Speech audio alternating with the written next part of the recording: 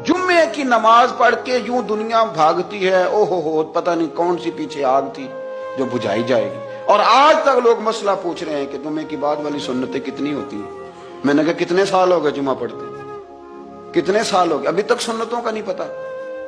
अभी तक ने इल्म के पहले कितनी रखते हैं और बाद में कितनी रखते हैं। फजर की सुन्नतें कब पढ़नी चाहिए, सुनो फजर की सुन्नतों के बारे में।